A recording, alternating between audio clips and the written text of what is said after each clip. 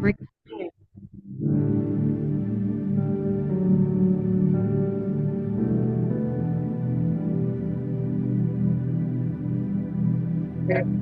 Bapak Ibu yang dikasihi Tuhan, kita bertemu kembali dalam perkuliahan mengenai Jewish Insight. Malam hari ini kita akan belajar sesuatu hal memahami hati dalam pemikiran Ibrani. Itulah judul di mana kelas ini yang bersama-sama kita belajar tentang pemikiran daripada orang-orang Ibrani. Bapak Ibu yang dikasihi Tuhan, kita sudah merayakan perayaan 7 minggu. 7 minggu itu berarti 49 hari dan berpuncak dalam hari raya Shavuot, hari raya Pentakosta. Dan sebagai orang Kristen kita memperingati bagaimana Roh Kudus memenuhi murid-murid. Mari kita boleh belajar apa yang dikatakan oleh Alkitab tentang pencurahan roh, tentang seputar daripada hari raya Pentakosta. Dalam kelas Jewish Insight yang beberapa waktu ini kita mempelajari dengan baik step-step, langkah-langkah yang mempersiapkan hati kita untuk kita benar-benar mengerti firman Tuhan. Bapak Ibu, kelas ini adalah kelas belajar memahami hati. Pak, saya sudah tahu hati itu apa. Hati itu tentang apa? Kenapa? Apa spesialnya kita harus belajar mengenai hati dalam pemikiran Ibrani kuno? Nah, ini harus penting Bapak Ibu. Sebab ternyata Alkitab itu tidak bisa dibaca di dalam pemikiran kita hari-hari ini. Sebab Alkitab adalah pesan Tuhan kepada bangsa Israel.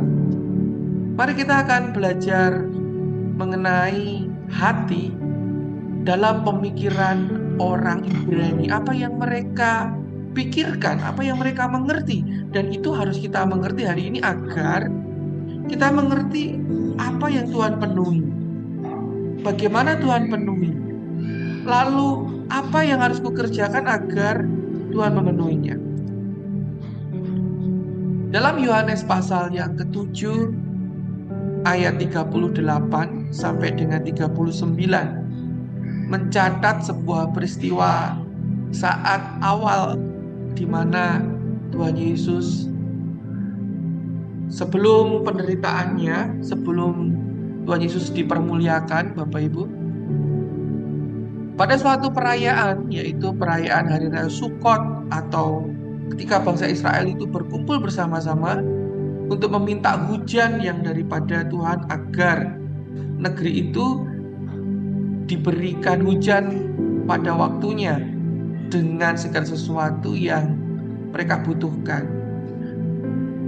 Dalam kelas Alkitab dan geografi kita mengerti bahwa tanah Israel itu adalah suatu tanah yang gersang, yang kering, dan harus memerlukan hujan itu tepat pada waktunya, dalam porsi yang tepat.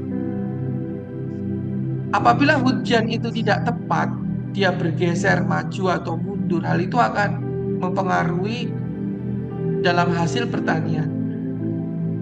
Sehingga itulah ketiga hari raya yang diwajibkan oleh Tuhan untuk orang Israel datang menghadap Tuhan di kemah pertemuan, dan waktu itu adalah di Yerusalem.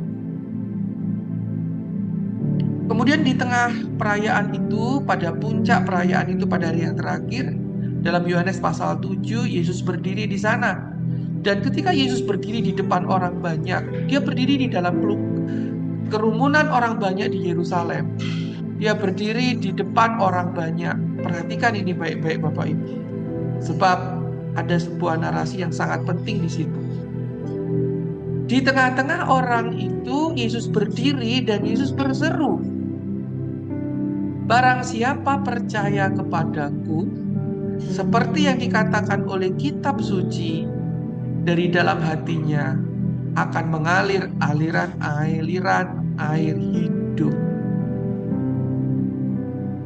Sangat penting di sini kita melihat penekanannya adalah dari dalam hatinya mengalir aliran-aliran air hidup.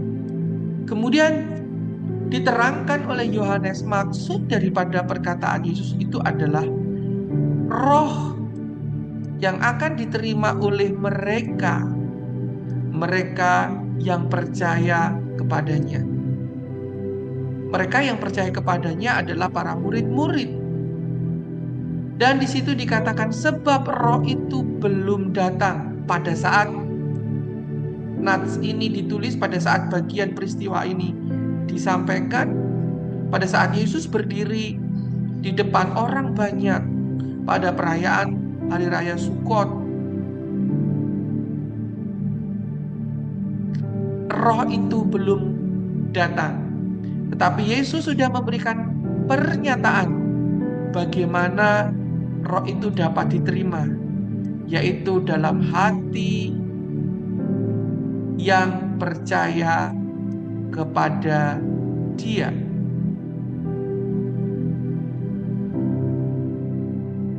Hal ini terjadi karena Yesus belum dimuliakan. Apa arti Yesus belum dimuliakan? Dimuliakan ini memiliki konotasi bahwa Yesus belum memenuhi segala rencana Allah, yaitu mati di atas kayu salib. Ketika Yesus sudah melakukan kehendak Bapa, maka dia dimuliakan, Bapak Ibu. Maka dia masuk ke dalam tubuh kemuliaan, masuk pada dimensi kemuliaan. Dan ini terjadi sebelum Yesus dimuliakan. Jadi yang terpenting di sini ajaran Yesus, Bapak Ibu, point of view di sini adalah bagaimana orang dapat menerima roh. Bagaimana orang dapat dialiri aliran air hidup. Yang terpenting di situ adalah adanya hati yang percaya kepada Yesus.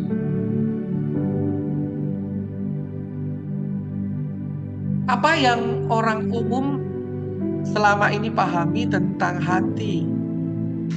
Apa yang Bapak Ibu sekalian pahami tentang hati? Apa hati itu? Menurut buku The Bible Concept of the Heart dan menurut buku Anthropology of the Old Testament yang ditulis oleh yang satunya Profesor Wilbert, yang satunya Profesor Wolf, mereka menyampaikan pandangan hati daripada orang umum memahami apa itu hati. Hati adalah pusat perasaan. Hati dipahami selama ini sebagai wadah orang merasakan cinta. Hati dipahami selama ini orang merasakan sedih, di dalam hati bisa merasakan sedih. Hati juga ternyata dapat terluka. Dan hati merupakan tempat seseorang itu memiliki kerinduan. Apa hati itu? Ya Pak, hati saya mudah sekali mengalami luka. Hati saya seringkali mengalami sedih.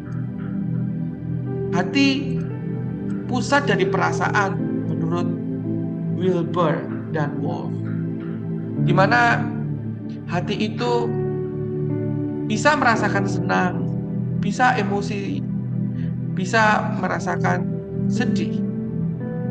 Dan di dalam buku tersebut, hati juga merupakan perasaan intuisi. Orang percaya, orang pada umumnya mengatakan bahwa hati bisa memberi sinyal secara batin. Di dalam hati, kadang orang merasakan orang ini orang baik atau tidak. Kadang dengan hati bisa memiliki rasa apa yang dikerjakan itu adalah hal yang baik atau tidak.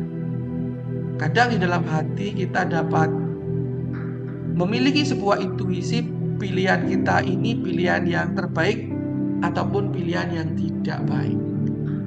Tetapi, apakah pendapat-pendapat ini adalah pendapat daripada Alkitab? Itu penting.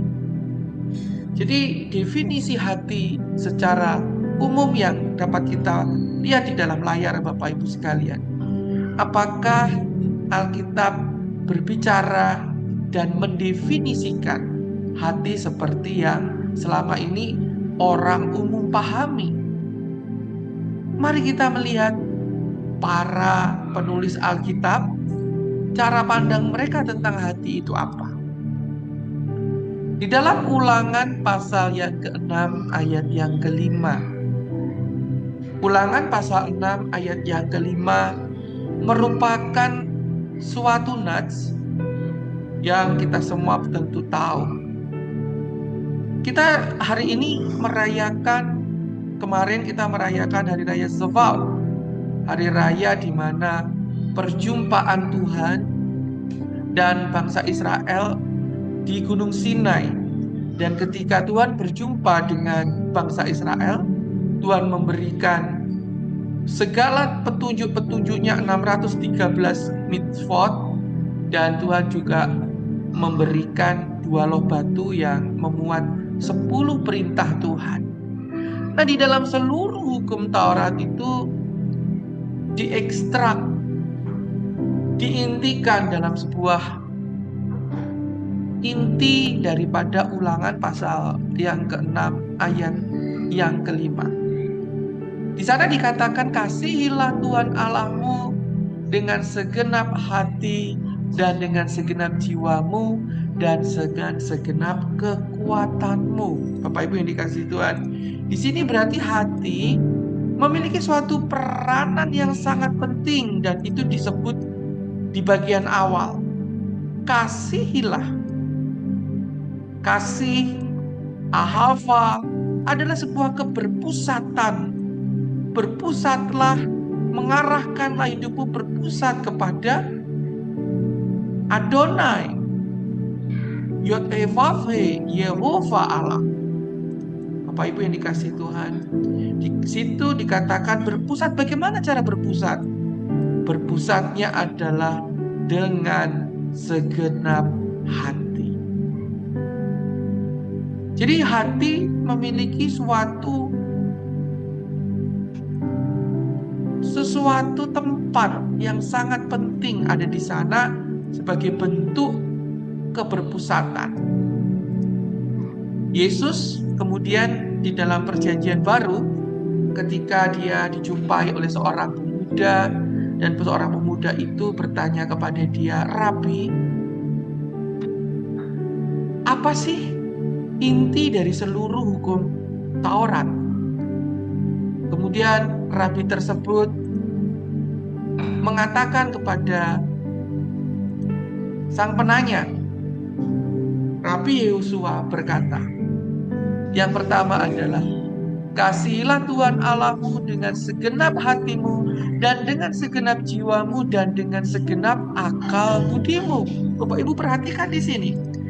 Jadi kita lihat bahwa di dalam Ulangan pasal yang ke-6 ayat yang ke-5, hati adalah jiwa, dan di situ ada kekuatan. Sedangkan di dalam Matius pasal 22 ayat 37, Yesus menerangkan bahwa di dalam hati adalah segenap jiwa, dan itu adalah segenap akal budi. Ini dipahami secara rabinik, secara semitik.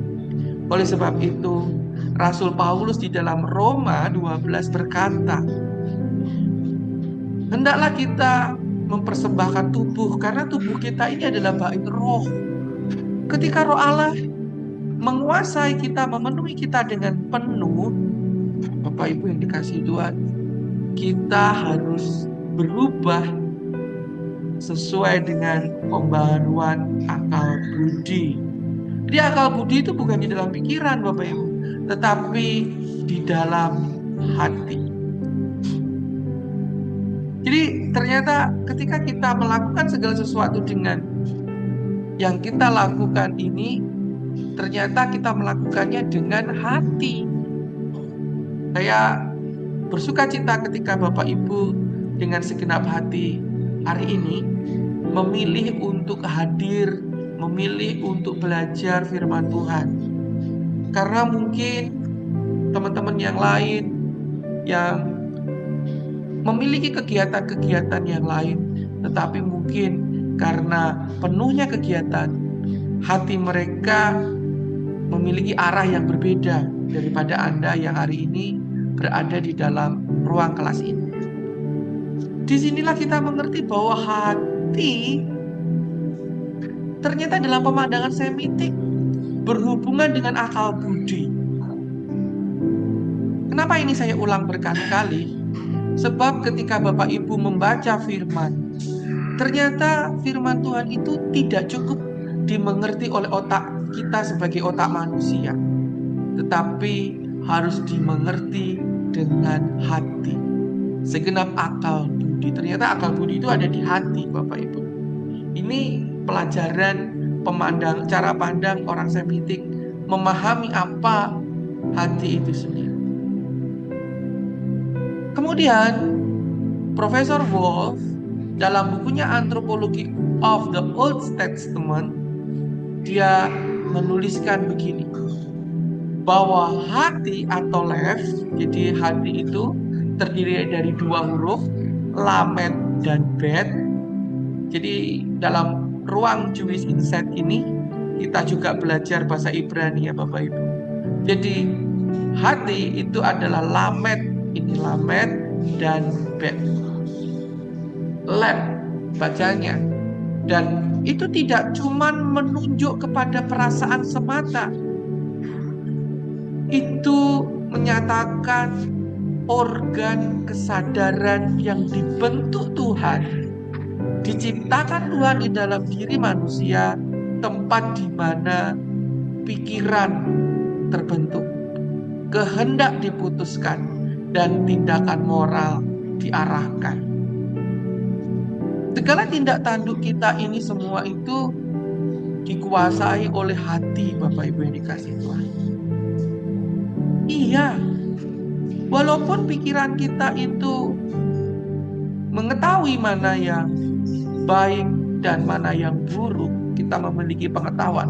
Tetapi di dalam hatilah kita menetapkan sebuah keputusan apa yang akan kita kerjakan. Jadi di hati itu ada sebuah keberfokusan. Jadi hati itu menurut Wolf adalah the seed of understanding. Di dalam hati ada benih, sebuah benih pengertian, seed of the understanding. Dan di dalam hati di sana ada the source of decision, sumber dari segala yang diputuskan. Mungkin Anda memutuskan hendak melakukan A atau B, tapi dalam hati Anda, ternyata mungkin ini. Jadi itu adalah cerminan hati Anda. Dan hati adalah the focus of personal responsibility. Jadi fokus tanggung jawab, sebuah responsibility daripada seseorang itu dapat kita lihat dari hatinya. Ketika saya belajar di Israel Bible Center, Bapak Ibu, para pengajar memberikan informasi, memberikan pengajaran bahwa di dalam pemikiran rabbinik, hati bukan cuma pusat dari pemikiran, bukan juga pusat dari kehendak, bukan cuma juga pilihan secara moral, bukan hanya sekedar emosi, tetapi hati merupakan pusat kendali batin, tempat di mana seseorang itu menerima refleksi. Jadi ketika kita berdoa, kita memusatkan keberpusatan kita kepada Tuhan dalam acara berdoa, disitulah keputusan dibuat, disitulah refleksi terjadi dalam hati kita, sebuah refleksi itu perenungan. Apa apa yang harus aku putuskan. Dan di dalam hati di sana ada karakter. Jadi ternyata karakter itu dari hati, bukan dari otak.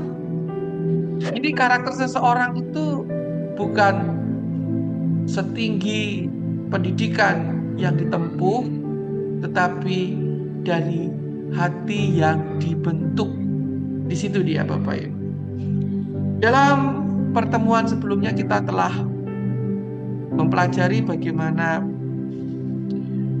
talit atau kerudung doa merupakan pusat di mana seseorang itu berjumpa dengan Tuhan. Dan itu melambangkan ruang maha suci, perjumpaan dengan Tuhan secara pribadi. Dan ruang perjumpaan kita secara pribadi dengan Tuhan atau kemah pertemuan kita dengan Tuhan adalah hati. Jadi untuk kita dapat berjumpa dengan Tuhan di puncak hari raya Pentakosta adalah dengan cara mempersiapkan hati kita untuk berfokus mengasihi Tuhan, mengikuti kehendak Tuhan, memilih pilihan, yaitu memilih kehendak Tuhan. Bukan sekedar emosi, Bapak Ibu. Jadi di dalam hatilah kita memusatkan agar Tuhan mengendalikan segala kehendak batinnya kita. Disitulah timbul refleksi mendalam. Dan di dalam hati itulah kita tidak bisa menjudgment, kita tidak bisa memberikan kesimpulan bahwa orang yang bermanifestasi atau ketika dia dipenuhi roh, orang itu diem. Bukan berarti orang yang diem itu dia tidak penuh roh. Intinya ada di dalam perjumpaan hati seseorang itu. Ada yang ketika roh turun, mungkin dia bermanifestasi. Manifestasi setiap orang tergantung dari kondisi hati dan keberfokusan orang itu. Inilah yang membentuk karakter kita masing-masing.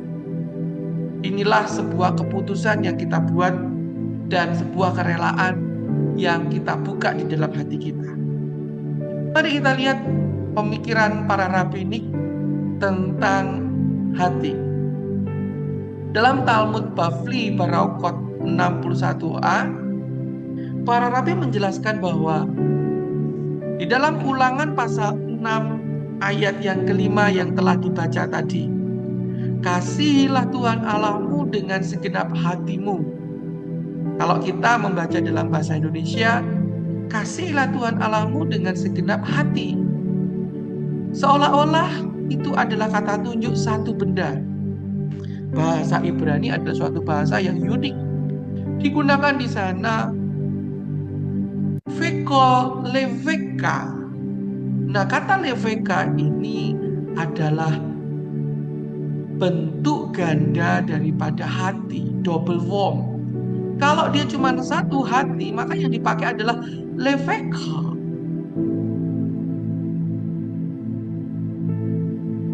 Jikalau dia bentuknya tunggal, dia adalah levka. Levka. Tetapi jikalau dia bentuknya adalah double, hatinya dalam posisi double jamak, leveka. Jadi leveka ini adalah bentuk jamak daripada hati. Kenapa? Karena ternyata di dalam hati itu ada dua arah. Yang satu adalah yetzer hatov, dorongan hati untuk berbuat baik. Yang satu adalah yetzer hara, dorongan hati yang terikat dengan keduniawian atau hati yang cenderung untuk melakukan hal yang jahat. Hati ini tempat berfokus, Bapak Ibu. Ada fokus ke atas, fokus yang mengarah kepada Tuhan. Tetapi karena kita orang yang masih tinggal di dunia ini, maka di dalam hati itu ada juga yang berfokus kepada yang di bawah. Oleh sebab itu, ada nats yang berkata, Di mana hartamu berada, di situ hatimu berada. Harta manakah keberfokusan seseorang? Apakah harta yang ada di dunia ini atau harta yang dia tuju, yaitu dalam langit baru dan bumi baru? Ini pengertian rabbinik Bapak Ibu, bahwa dalam kata kasihilah Tuhan Allahmu dengan segenap hatimu digunakan kata leveka, sedangkan bentuk tunggal adalah kata levka. Karena ternyata di dalam hati dipahami ada dua kecenderungan yang selalu ada di sana. Kecenderungan untuk mengarah ke atas dan kecenderungan yang selalu memahami bahwa hidup kita masih berada di dunia. Nah, sementara dalam Midrash Devarim Rabbah yang pasal yang kedua, ayat yang pertama di situ dijelaskan bahwa di dalam hati itu ada dua ruangan. Satu ruangan untuk berpikir hal-hal yang suci, dan yang satu berpikir untuk keadaan dunia. Namun demikian, Tuhan meminta agar kita dapat mengarahkan semua arah, baik arah yang kepada dunia ini dan juga arah yang menuju ke atas kepada Allah yang hidup. Itulah sebabnya ada tertulis bahwa kerjakanlah sesuatu seolah-olah bagi Tuhan. Jadi ketika kita mengira bahwa kepenuhan roh hanya terjadi saat turunnya Roh Kudus, saat Pentakosta. Pentakosta terjadi pada hari Minggu, selalu hari Minggu, hari yang setelah hari yang ke-49, hari yang ke-50 itu selalu hari Minggu. Itu luar biasanya Tuhan melakukannya dengan tepat. Jadi bagaimana hari Senin sampai hari Sabtu Anda tidak penuh roh karena Anda bekerja, bergelimang kondisi-kondisi duniawi? Apakah demikian Bapak Ibu? Tidak. Sebenarnya setiap hari, apapun kondisi Anda, walaupun itu kondisi duniawi, setiap Senin kita belajar, walaupun kita bekerja, walaupun kita semua melakukan segala kegiatan, kita berfokus bagi Tuhan. Hari pertama, hari Senin, hari kedua fokus kepada Tuhan terus, sampai ketika kita benar-benar selalu berfokus kepada Tuhan, pada hari Minggu kita dapat datang kepada Tuhan. Tuhan, aku mengucapkan syukur sebab setiap hari Engkau menuntun, Engkau mengarahkan hati kami agar kami selalu mengarah kepada Engkau. Di dalam Keluaran pasal 31 ayat yang ke-6, ini sangat menarik Bapak Ibu. Mari kita baca di dalam Keluaran 31. Saya mohon dengan hormat Bapak Ibu sekalian dapat membacakan bagi saya Keluaran pasal 31 mulai dari ayat yang pertama sampai dengan ayat yang ke-6. Keluaran pasal 31 ayatnya yang pertama sampai dengan yang ke-11 ya, enaknya 11 saja. Saya persilahkan Bapak Ibu untuk dapat membacakannya. Saya persilahkan. Keluaran 31 ya. Tugas bestseller dan Aholiab. Berfirmanlah Tuhan kepada Musa. 6 ya, maaf. Pak, dari ayat 1 aja gak apa-apa. Kita baca 1 sampai dengan 11. Karena di sini ada sesuatu hal yang harus kita mengerti tentang hati. Saya persilakan. Ya. Berfirmanlah Tuhan kepada Musa. Lihat, aku telah menunjuk Bazal bin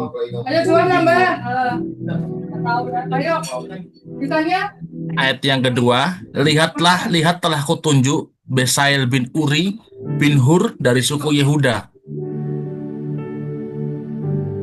3. Dan telah kupenuhi dia dengan roh Allah dengan keahlian dan pengertian dan pengetahuan dalam segala macam pekerjaan. 4. Untuk membuat berbagai rancangan supaya dikerjakan dari emas, perak, dan tembaga. Ayat yang kelima, untuk mengasah batu permata supaya ditata, untuk mengukir kayu dan untuk bekerja dalam segala macam pekerjaan. 6. Aku juga menetapkan Aholiab bin Ahisamak dari suku Dan untuk membantunya.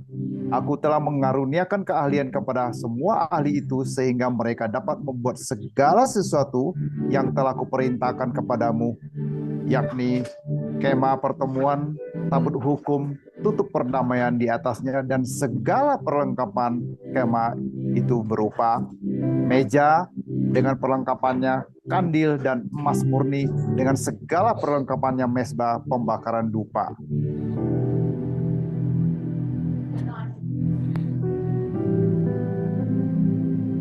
Sembilan, mezbah korban bakaran dengan segala perkakasnya, bejana pembasuhan dengan alasnya. 10. Pakaian jabatan, baik pakaian kudus kepunyaan imam Harun maupun pakaian anak-anaknya untuk memegang jabatan imam.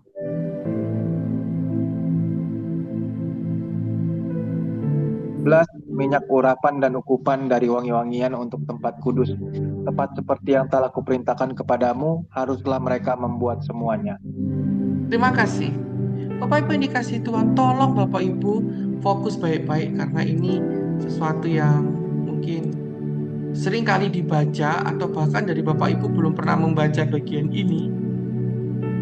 Di dalam ayat yang ke-6, Bapak Ibu tahu bahwa di dalam Keluaran 31 Bapak Ibu sudah membaca ayat 1 sampai 11. Di sana ketika Tuhan menunjuk para ahli-ahli untuk membangun kemah pertemuan. Ingat, membangun kemah pertemuan. Tuhan menunjukkan orang-orang yang ahli mengerjakan segala sesuatu yang diperlukan. Dan ayat yang ke-6 kita baca bersama-sama. Di situ adalah aku juga telah menetapkan di sampingnya Aholiab bin Ahisamak dari suku Dan.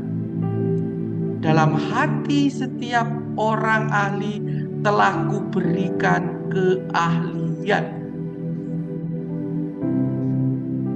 Keahlian itu tidak terjadi dalam pikiran. Saya ulangi, ternyata keahlian itu tidak ada di dalam pikiran.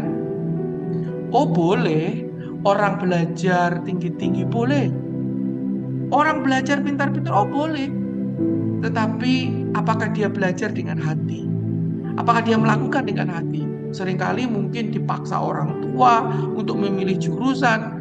Tapi ketika mereka bekerja dengan sungguh-sungguh, yang mereka kerjakan adalah apa yang mengalir dari hati mereka. Bapak Ibu yang dikasihi Tuhan, ayat ini luar biasa, dan ketika saya membaca, saya melompat dan saya mengerti sebuah pengertian bahwa Tuhanlah yang memberikan kerinduan kepada kita untuk kita melakukan itu. Tuhanlah yang memberikan kepada kita keahlian di dalam kerinduan, di dalam setiap hati kita. Kalau Bapak Ibu rindu mengenal firman Tuhan, itu kan Tuhan yang ngasih ternyata, bukan engkau. Jadi ketika saya rindu mengajar, karena hati saya dipenuhi oleh pengertian-pengertian yang saya pelajari dari Israel, hati saya rindu berbagi. Dan ternyata itu Tuhan yang menggerakkan. Jadi mungkin boleh dibilang saya memiliki karunia mengajar. Nah, kepada yang lain, Roh itu memberikan sebuah kerinduan lagi. Dia dapat berkat banyak. Tiba-tiba dia dapat bonus uang 100 juta. Dan kemudian digerakkanlah hatinya untuk memberi. Disitulah cara Tuhan menggerakkan hati. Bapak Ibu yang dikasihi Tuhan, hati itu ternyata digerakkan oleh Tuhan. Keahlian-keahlian digerakkan oleh Tuhan dan Tuhan memberi. Jadi ketika kita kadang memaksa, yang anak-anak kita bertanya, apa sih cita-citamu? Ternyata mereka akan melakukan apa yang mereka kerjakan, apa yang mereka rindukan.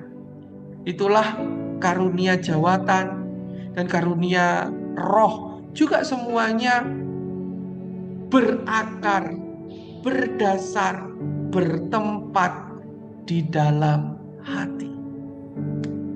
Tujuannya untuk apa? Tujuannya segala karunia.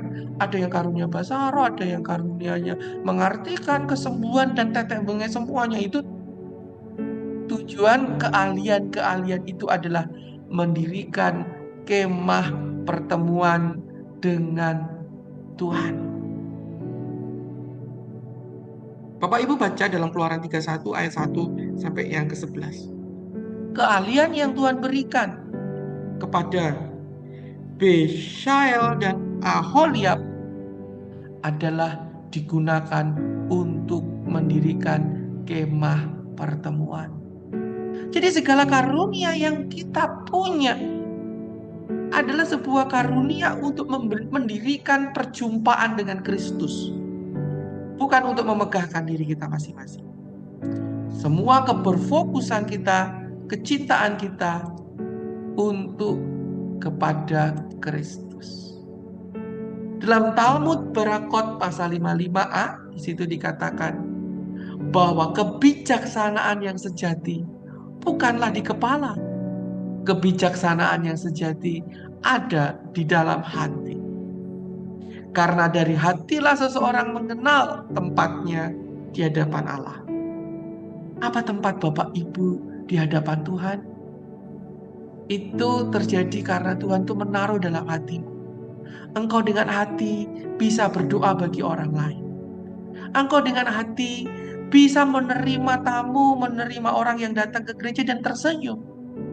Engkau dengan hatimu boleh melakukan segala sesuatu tanpa bayaran, semua untuk kemuliaan nama Tuhan. Di tempat di hadapannya lah dengan segenap hati.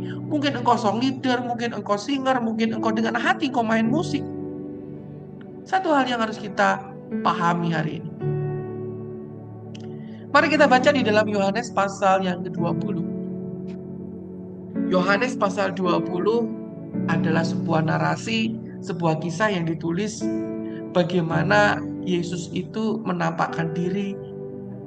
Yesus itu bangkit daripada kematiannya. Dan mari kita baca. Saya mohon di dalam Yohanes 20 ayat yang ke-19. Yohanes pasal 20,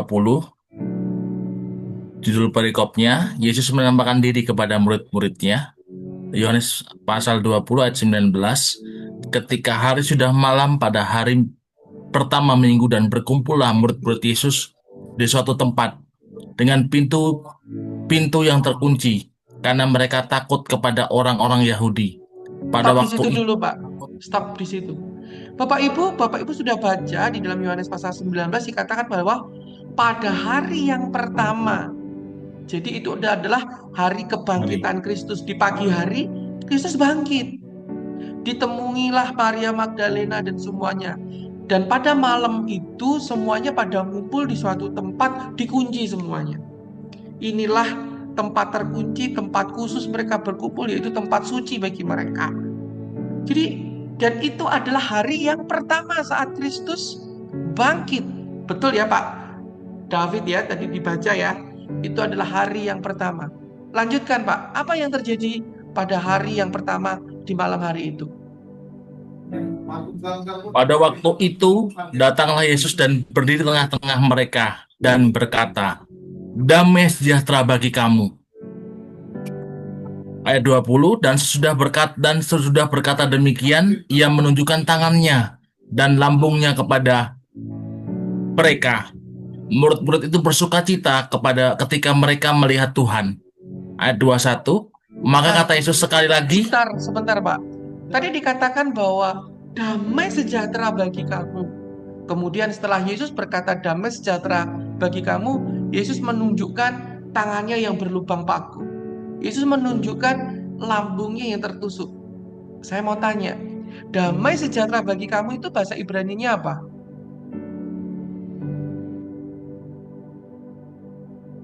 Damai sejahtera bagi kamu itu menurut Bapak Ibu kira-kira bahasa Ibrani-nya apa? Shalom, Pak. Shalom. Dikatakan bagi kamu itu berarti dalam bentuk shlemi. Shlemi itu damai sejahtera bagi kamu, tapi shlemi itu memiliki akar kata shalom. Berarti shalom adalah sebuah kepenuhan, kesempurnaan, pemulihan damai ketika Anda boleh melihat, menerima tangan yang berlubang paku, melihat sesuatu yang ditusuk, kematian, tapi dia bangkit dan mempercayai bahwa Yesus itu bangkit dan Yesus itu Tuhan dalam hidup Anda. Jadi ketika Paskah itu adalah saat Anda memperoleh damai sejahtera. Dan Yesus tidak berhenti pada saat itu doang. Yesus tidak berhenti memberikan damai di dalam salib, di dalam peristiwa kematian dan kebangkitannya. Saya persilakan baca lagi, Pak. Dilanjut, Pak. Maka kata Yesus sekali lagi, damai sejahtera bagi kamu, sama seperti Bapa mengutus aku, demikian juga sekarang aku mengutus kamu. Dan sesudah berkata demikian, ia mengembusi mereka dan berkata, terimalah Roh Kudus. Terima kasih, Pak. Stop dulu di situ.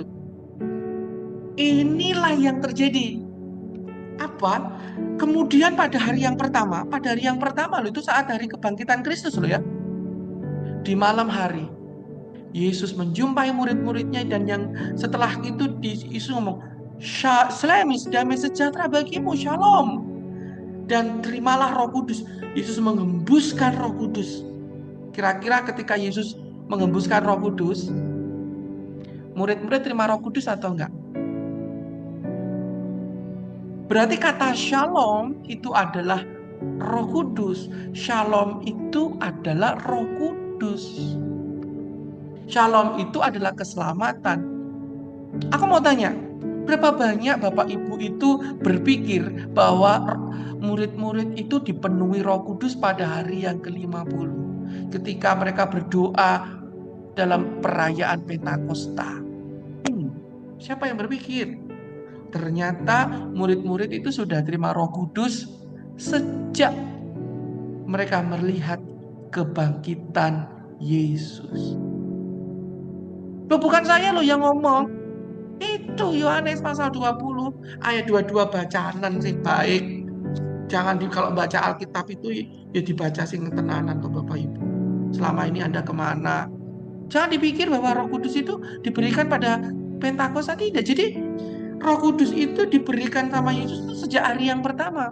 Tetapi Roh Kudus yang diberikan kepada murid-murid belum secara 100% menguasai murid-murid. Mari kita baca di dalam Lukas. Lukas pasal 24 ayat 49. Mungkin Bapak Ibu berkata, loh Pak, kan murid-murid disuruh Yesus untuk tidak meninggalkan Yerusalem sampai mereka menerima apa yang dijanjikan Bapa. Loh, tadi kan kita sudah baca Yohanes pasal 7. Yesus belum dipermuliakan. Yesus belum bangkit. Dan di dalam Yohanes pasal 20, Yesus sudah dipermuliakan. Sehingga Yesus berhak memberikan roh. Karena dia sudah menebus dosa. Jadi dosa itu sudah ditebus dalam kehidupan murid-murid. Ketika seseorang mengaku bahwa Yesus adalah Tuhan, itu semua karya Roh Kudus, Bapak Ibu. Kalau Bapak Ibu menginjili terus orang itu dapat percaya Yesus sebagai Tuhan dan Juru Selamat, itu karena Roh Kudus bekerja. Dan Roh Kudus tinggal untuk memberikan damai. Jadi jangan dipikir orang yang bahasa orang yang penuh Roh Kudus, tidak. Dalam Yohanes pasal 20 ayat 22, ketika orang mengaku Yesus bangkit, Yesus Tuhan, firman itu kebangkitan dan hidup, orang itu karena karya Roh Kudus, ada Roh Kudus.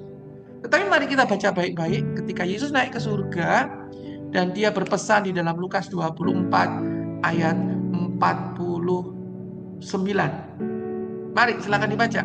Lukas 24 ayat yang ke-49, dan aku akan mengirim kepadamu apa yang dijanjikan Bapakku, tetapi kamu harus tinggal di dalam kota ini sampai kamu diperlengkapi dengan kekuasaan dari tempat tinggi. Diperlengkapi Haleluya. dengan apa, Pak David? Tolong dibaca ulang. Diperlengkapi dengan apa? Diperlengkapi dengan kekuasaan dari tempat tinggi. Nah, diperlengkapi dengan kekuasaan, bukan dengan Roh Kudus. Jadi Roh Kudus itu sudah tinggal, tapi dia belum berkuasa 100% dalam kehidupan murid-murid. Lihat, jemaat itu sudah terima Yesus dalam hidupnya. Tetapi ketika mereka pulang, hidupnya masih gagal dikuasai Roh Kudus 100%. Roh Kudus masih menguasai 10%, 90%, cek sakar PDW semua. Masih karepnya masing-masing, masih keinginan masing-masing.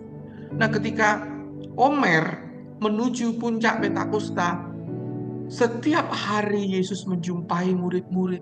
Itu artinya setiap hari murid-murid merasakan perjumpaan dengan Sang Logos yang menjadi rema, firman yang menjadi hidup, pesat menjadi sot. Setiap hari dituntun, dipenuhi, dan dituntun dan dikuduskan sehingga hidupnya dikuasai dengan kuasa. Loh, kuasa Allah dari tempat tinggi itu tidak mungkin kita kuasai. Yang terjadi adalah kita dikuasai oleh kuasa dari tempat tinggi. Nah, bagaimana kita bisa dikuasai oleh kuasa roh? Kalau kita tidak belajar menekuk, mematikan diri, melakukan kehendak Bapa, bukan terus-terusan melakukan kehendak diri kita, Bapak Ibu yang dikasih Tuhan. Ini duduk persoalannya di sini, di dalam hati. Oleh sebab itu, tanpa Anda mempersiapkan hati, Anda tidak mungkin dapat dipenuhi roh. Yuk kita baca lagi di dalam Kisah Para Rasul. Kisah Para Rasul pasal yang kedua. Ada loh Bapak Ibu. Kisah Para Rasul pasal yang kedua ayat yang keempat. Kisah Para Rasul pasal yang kedua ayat yang keempat. Silakan dibaca. Kisah pasal 2 ayat yang keempat. Maka penuhlah mereka dengan Roh Kudus, lalu mereka mulai berkata-kata. Di situ, Pak. Maka penuhlah mereka dengan roh. Kalau penuh berarti sebelumnya kan ya nggak penuh. Ya mungkin levelnya 10%, levelnya mungkin 20%, mungkin levelnya maka penuh itu artinya mereka dikuasai, maka mereka artinya dikuasai dengan kuasa itu. Paham ya Bapak Ibu? Jadi Roh Kudus sudah di situ. Tapi mereka belajar agar dipenuhi roh. Itulah ini yang dikatakan oleh firman. Bahwa sebenarnya ketika kita mengakui bahwa Yesus adalah Tuhan keselamatan dalam kehidupan kita, Yesus adalah kebangkitan, Yesus adalah firman yang bangkit, di situ Roh Kudus itu sudah tinggal, diterima. Bukan aku loh yang bicara ini, ayat ini loh sudah diterima. Tapi ketika Roh Kudus masuk ke dalam hatimu, menerima, dia tidak memerintah 100%, dia tidak berkuasa 100%. Perlu latihan setiap hari, perlu perjumpaan dengan firman setiap hari, perlu mengerti firman setiap hari, perlu sampai benar-benar hatimu itu memberikan 100%. Di situ baru you will be fulfilled. Kau akan dipenuhi dengan kuasa. Seperti Basasel dan Oliam dalam Keluaran 31 ayat 1 sampai dengan 11. Di sana kita melihat bahwa murid-murid diberi Roh Kudus untuk membangun kemah pertemuan. Jadi murid-murid di sini ketika puncak-puncak itu mereka penuh roh itu gara-gara latihan. Perjumpaan dengan firman, dari perjumpaan dengan Kristus di hari yang pertama, dia bangkit sampai hari yang ke-50. Artinya apa? Bezalel dan Oholiab memiliki keahlian membangun kemah pertemuan. Ndak ujuk-ujuk ahli. Ya rindu, tapi mereka belajar. Mereka menekuni, caranya ngene tuh. Caranya. Loh, apakah bisa Bapak Ibu tanpa persiapan? Terus moro-moro saudara berdiri di atas mimbar, khotbah piye carane? Mengalir apa sih mau alirkan? Isine ge enek ngawur kabeh. Khotbah pating pecotot. Isine kesaksian tok. Ujung-ujungnya membanggakan dirinya, aku ditolong Tuhan, kamu enggak. Bapak Ibu yang dikasih Tuhan, ini penting. Ketika orang itu mau berkhotbah, dia itu belajar mempersiapkan diri. Sebelum saya ngajar, saya bikin PPT ini. Jadi saya kalau ngajar itu nggak dalang. Kalau saudara main musik, apa ya? Terus kalau saudara main musik langsung, ayo hari Minggu kita mau ibadah. Terus ibadahmu jam 9. Wis gak usah latihan musik, langsung mak bedenduk ngono kuwi, song leadere ngadeg di depan nyuwanyi sak mangap-mangape. Apakah begitu? Kan juga enggak. Latihan dulu pasti.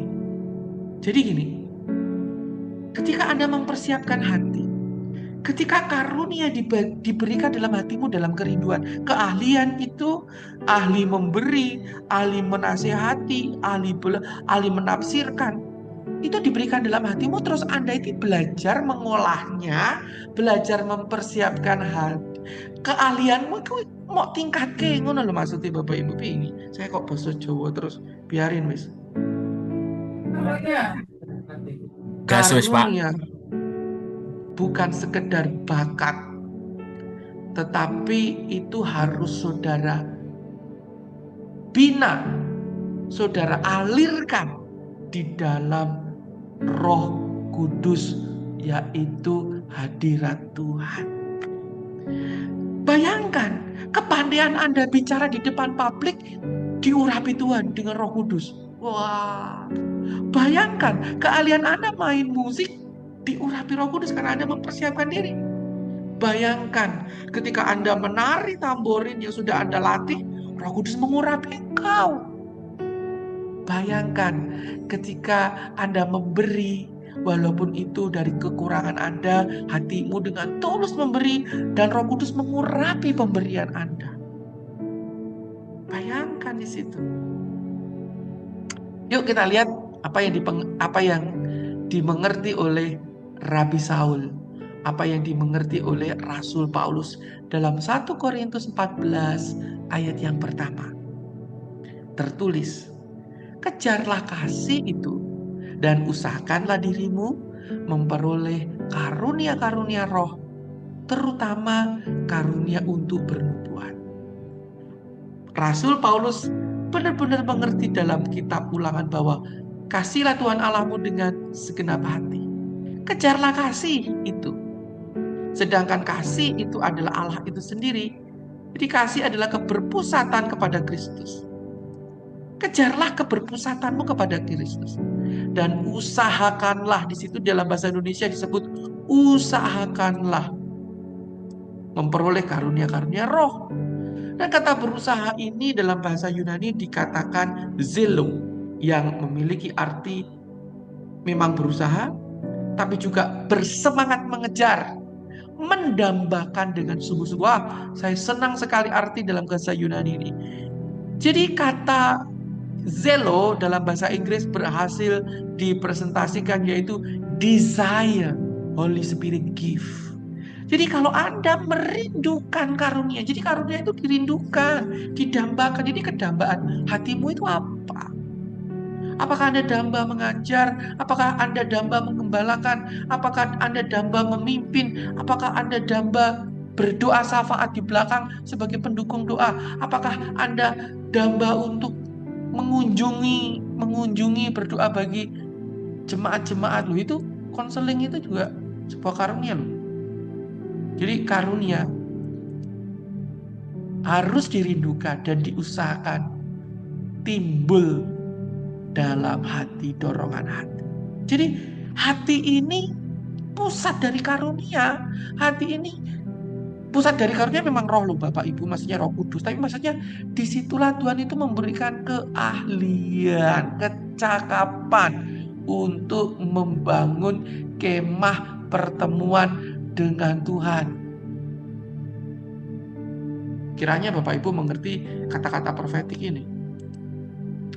Ayo kita lihat dalam 2 Timotius pasal 2 ayat 21. Paulus berkata, karena Paulus tahu jika seseorang menyucikan dirinya dari hal-hal yang jahat, ia akan menjadi perabot untuk maksud yang mulia, dikuduskan, dipakai oleh tuannya, dan disediakan untuk setiap pekerjaan yang mulia. Jadi persiapkan hatimu. Kalau kamu mau dipakai Roh Kudus, mengalir dengan kuasa Roh, maksudnya apa ya? Kalau kamu mau mengajar, kamu mau berkhotbah, kamu mau siapkan, bersihkan dirimu dengan Roh. Cari kehendak Tuhan. Apa sih logos ini? Remanya apa sih? Pesatnya gimana? Shotnya apa sih? Tuhan mau bicara apa sih? Efesus pasal 2 ayat yang ke-10. Karena kita ini tuh buatan Allah, diciptakan dalam Kristus Yesus untuk melakukan pekerjaan baik yang dipersiapkan Allah sebelumnya. Ia mau supaya kita hidup di dalamnya. Bapak Ibu yang dikasihi Tuhan, Tuhan itu mempersiapkan Anda untuk perbuatan baik. Tuhan itu memberikan Anda karunia-karunia, skill-skill, bukan untuk dipendam. Tapi entah itu 2 keping, entah itu 10 keping, mari usahakan karunia, kerinduan-kerinduan yang Tuhan taruh di dalam hatimu. Kembangkan, jadikan itu berlipat ganda. Karena ketika engkau mengembangkan, menyucikan, melatihnya, belajar terus, ketika Tuhan datang, Anda akan mendapatkan mahkota. Tetapi apabila Anda tidak mengembangkannya, justru itu akan diambil daripadamu. Nah, sehingga dalam pemikiran Ibrani, kata hati adalah pusat keputusan, pusat kehendak, bukan sekedar emosi. Saya ulangi sekali lagi. Karena ini sejalan dengan apa yang diterangkan oleh Rabi Saud dalam Efesus pasal 2 ayat ke-10, bahwa Allah telah proetoimasen, bahwa Allah telah mempersiapkan sebelumnya segala pekerjaan baik bagi Anda. Nah, Paulus menegaskan bahwa persiapan ini bukan persiapan biasa, tetapi merupakan persiapan ilahi yang dikerjakan Tuhan di dalam hati. Oleh sebab itu, di dalam doa Roh Kudus, ketika Roh Kudus turun Mary Kefat dalam hidupmu digoncang bangkitkan, seperti Raja Wali mengguncang bangkitkan anaknya agar bisa terbang. Saudara mungkin diberi goncangan hidup oleh Tuhan, diberi pengajaran, dihantam, agar hatimu dapat dipersiapkan menjadi alat pekerjaan baik bagi Tuhan. Anda dihantam dalam pelayanan, Anda dihantam dalam keluarga, Anda dihantam dalam pekerjaan, Anda dihantam dalam segala realitas hidup Anda di luar, untuk membentuk karakter kita. Bapak Ibu yang dikasihi Tuhan, ada persiapan yang Tuhan ingin untuk kita kerjakan, yaitu kita benar-benar dapat dikuasai oleh kekuasaan dari tempat Maha Tinggi, yaitu Yesus di dalam Roh-Nya. Jadi Roh Kudus yang kita terima saat kita menerima Yesus sebagai Juru Selamat, Dia rindu memakai kita dalam pekerjaan baik. Dia rindu memakai apa yang ada dalam kita, segala sesuatu yang Dia gerakkan. Dia sudah ciptakan kita serupa dan segambar dengan Dia. baik semua adanya, niat baik Anda, keinginan duniawian Anda, semuanya itu hendak Tuhan arahkan. Mari persiapkan. Tidak hanya bagian luar aja, tetapi penting sekali kita mempersiapkan hati. Hati tempat niat, hati tempat pemikiran, hati tempat arah hidupmu itu kemana? Bener loh tuh, saudara. Tuhan itu lihat hatimu, arah hidupmu itu kemana. Jadi ketika Tuhan mempersiapkan sesuatu bagi kita, ketika Tuhan mempersiapkan pekerjaan baik bagi kita, ketika Tuhan merancangkan hal-hal baik bagi kita, Dia pertama-tama akan menyentuh hati kita untuk siap melakukan, untuk hati kita terbuka melaksanakan, untuk hati kita dapat dibentuk agar sanggup menerima perbuatan baik daripada Tuhan, dan Tuhan berkuasa penuh, dan kekuasaan itu bagi kemuliaannya Dia. Dalam Mazmur 139 ayat 1 sampai dengan yang ketiga, Raja Daud menggubah sebuah nyanyian. Engkau menyelidiki dan mengenal aku. Engkau mengetahui kalau aku duduk atau berdiri. Engkau mengerti pikiranku dari jauh, Tuhan. Engkau memeriksa aku kalau aku tuh berjalan dan berbaring. Segala jalanku kau maklumi. Loh bener loh saudara. Saudara ingat enggak? Ketika Daud itu enggak diurapi, dia itu enggak diundang.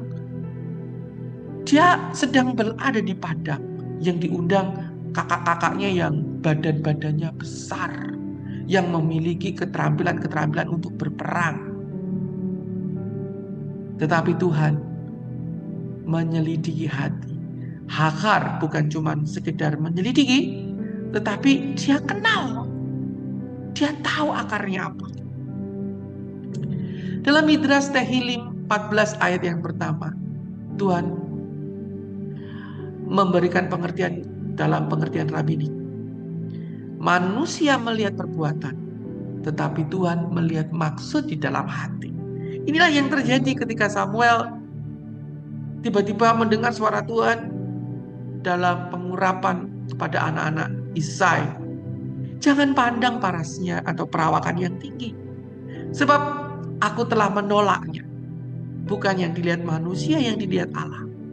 Manusia melihat apa yang di depan mata, tetapi Tuhan melihat hati. Wow, Tuhan itu melihat hati. Jadi ketika Yesus dikelilingi oleh rabi-rabi di Yerusalem, ketika Yesus berdiri mengajar di bait Allah, dikelilingi para imam-imam yang kudus dengan talit yang besar-besar, dia bisa tahu hati mereka ini benar-benar tertuju kepada Tuhan, atau hatinya ingin mengenyangkan perut mereka. Tuhan tidak tertipu akan arah kaki. Tuhan melihat arah hati.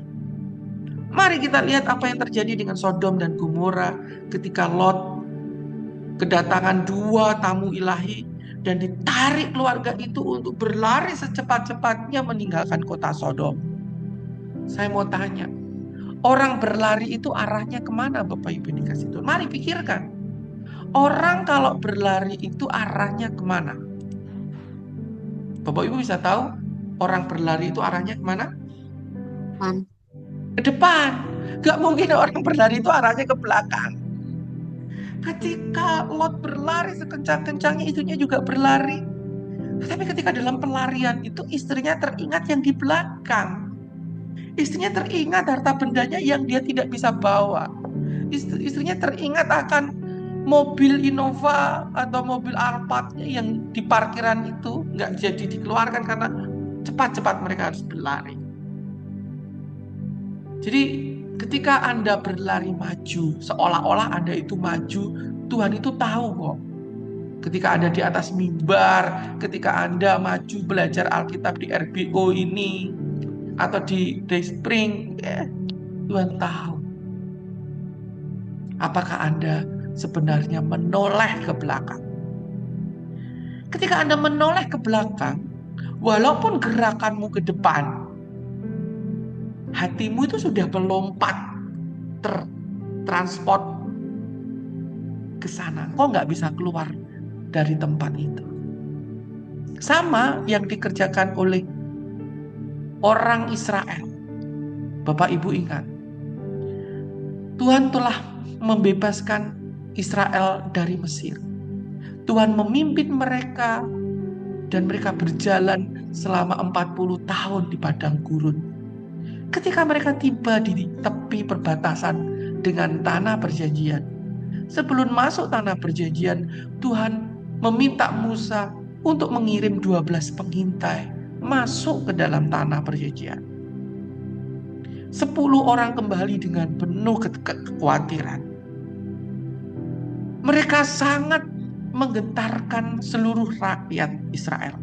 Sehingga orang Israel teringat kembali kepada Mesir. Enak di sana, ngapain kamu? Bawa kita berkeliling-keliling 40 tahun. Untuk bertemu mati diinjak sama raksasa. Bapak Ibu yang dikasih Tuhan. Ketika engkau sudah melangkah jauh 40 tahun mengikut Tuhan, tapi ternyata engkau teringat akan hal dunia, seketika itu juga engkau tidak akan dapat masuk tanah Kanaan. Tetapi Yosua dan Kaleb yang terus mengarahkan diri kepada firman Tuhan, yang tidak hanya lari kakinya ke depan, tapi hatinya terus tertuju kepada Tuhan, itulah yang dapat terbebas dan memasuki langit baru dan bumi baru. Jadi Tuhan itu tidak tertipu arah kakimu. Engkau bisa ketawa-ketawa, kau bisa pelayanan di gereja. Oh, banyak saya jumpai pelayan di gereja, singer. Pelayan di gereja main keyboard. Pelayan di gereja song leader. Oh, banyak bisa dijumpai. Ternyata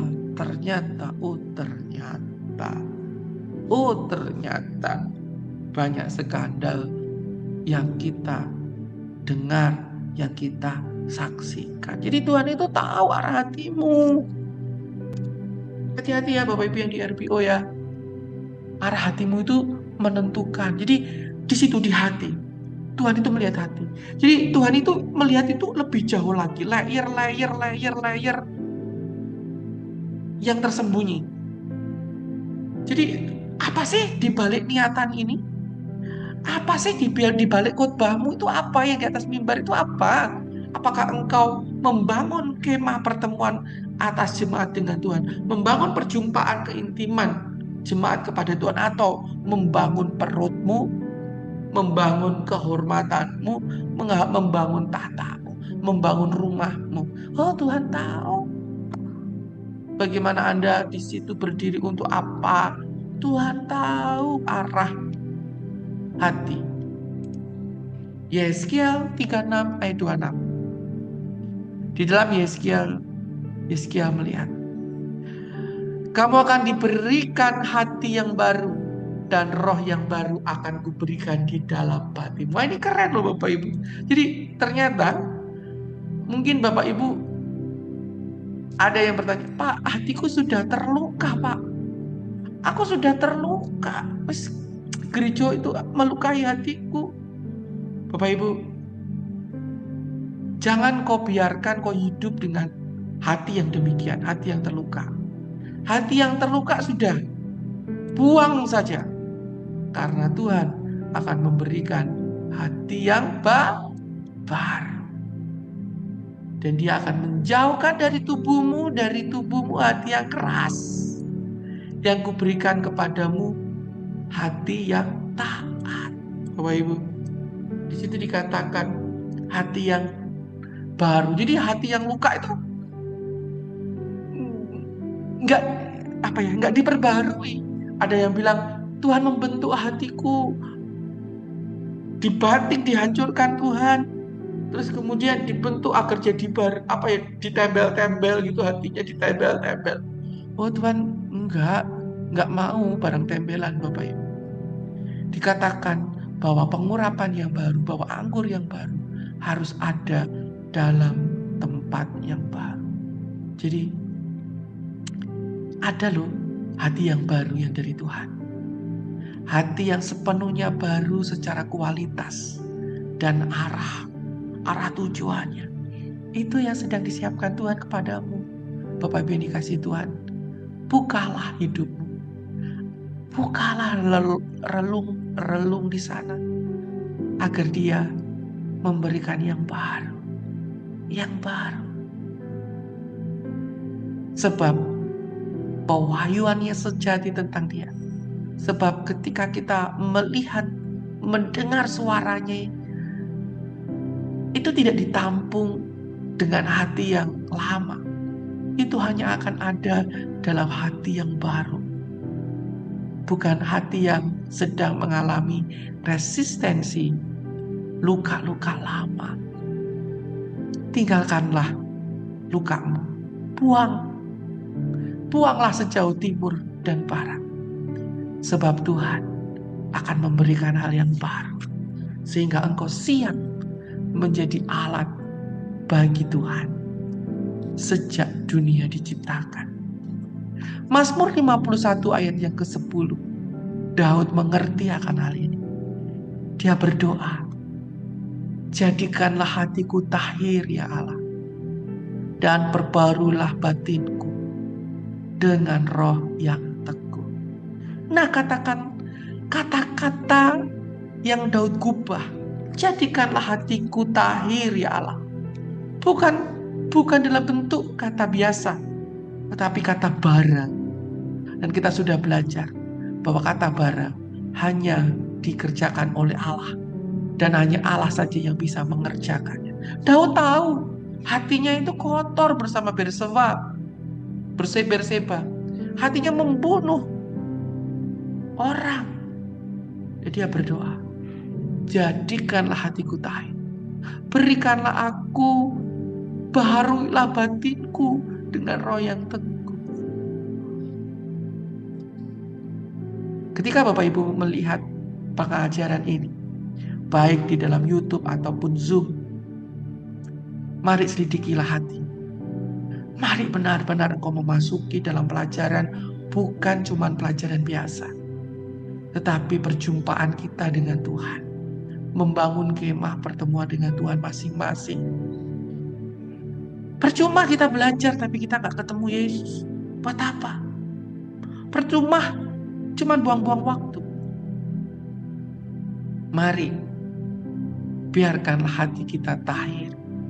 Dan biarkanlah hati kita baru. Dibarui oleh roh.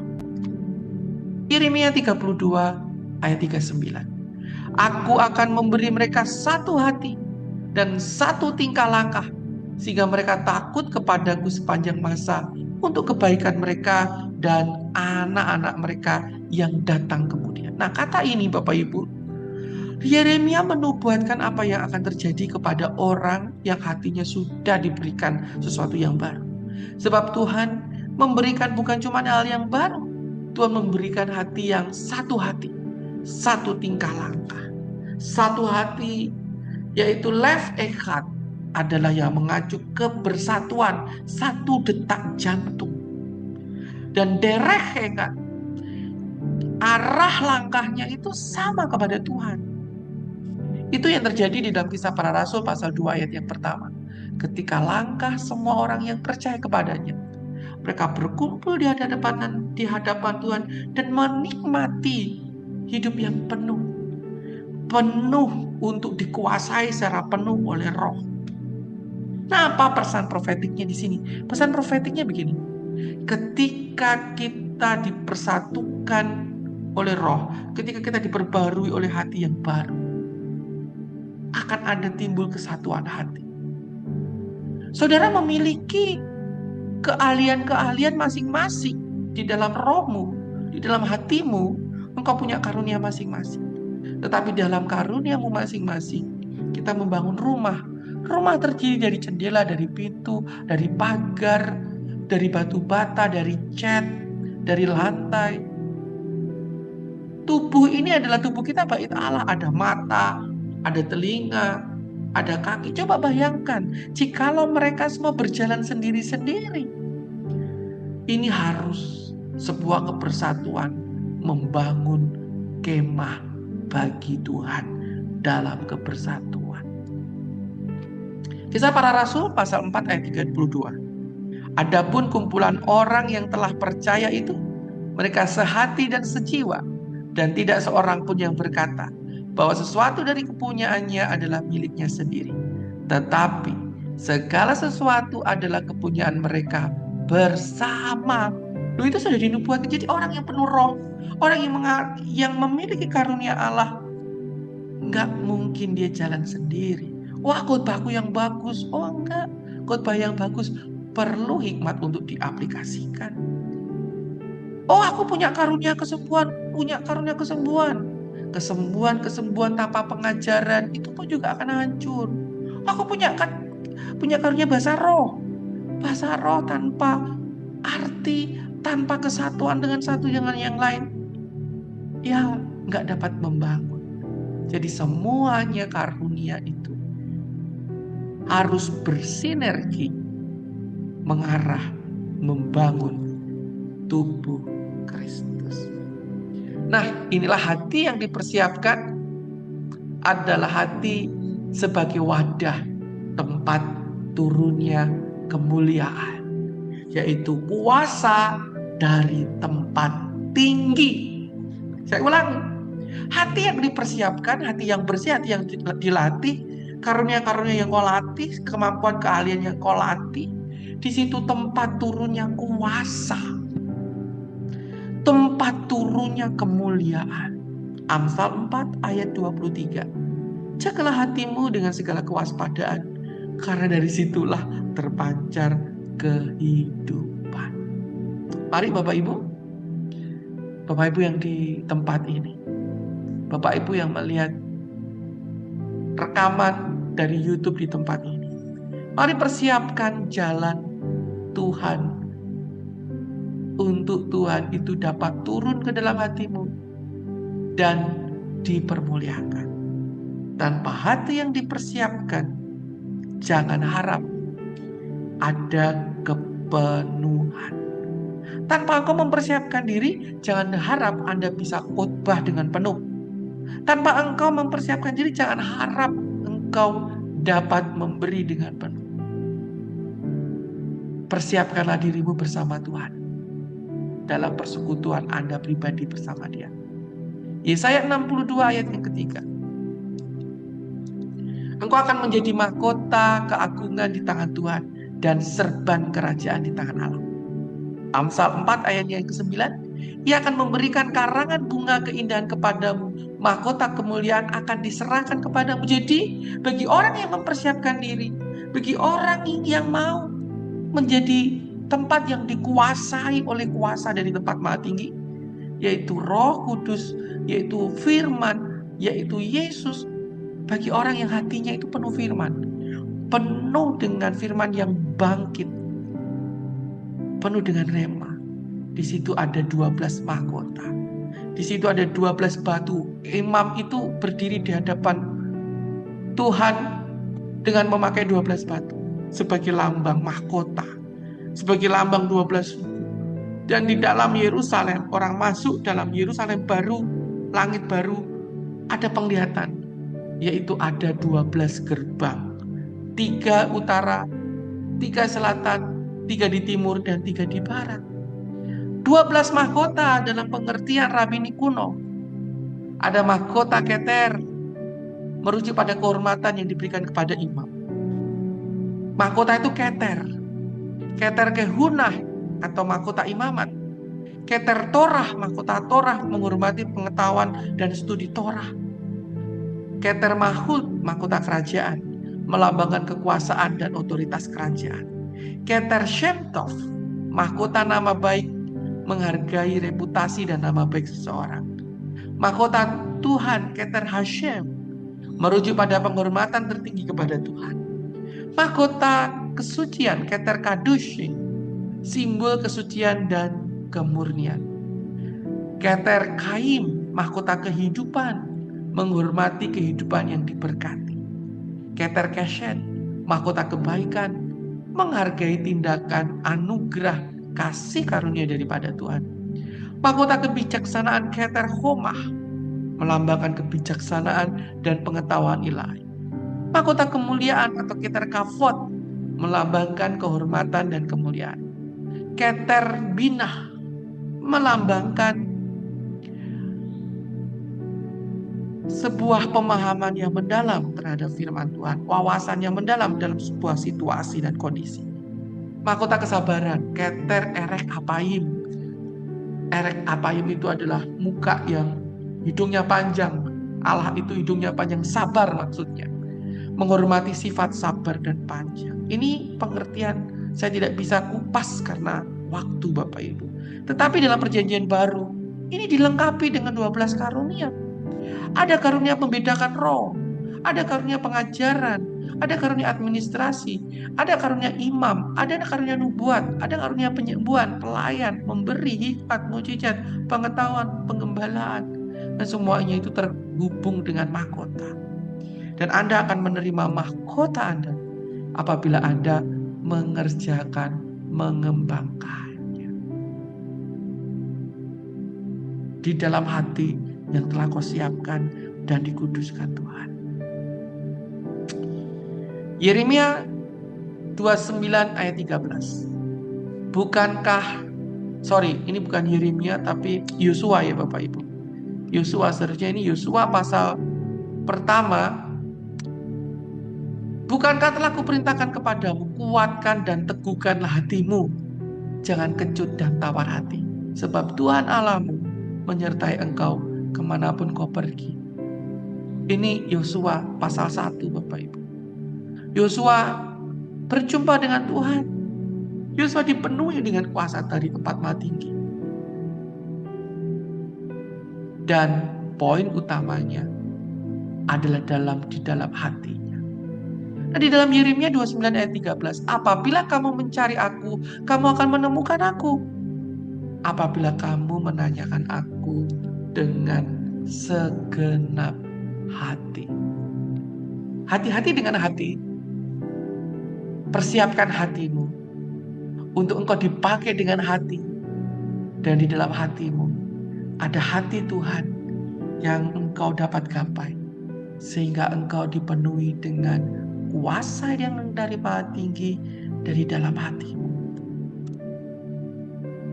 Mari Bapak Ibu yang ada di dalam ruangan Zoom, yang ada di dalam YouTube, angkatlah kedua tanganmu, angkatlah hatimu, bawalah hatimu kepada Tuhan.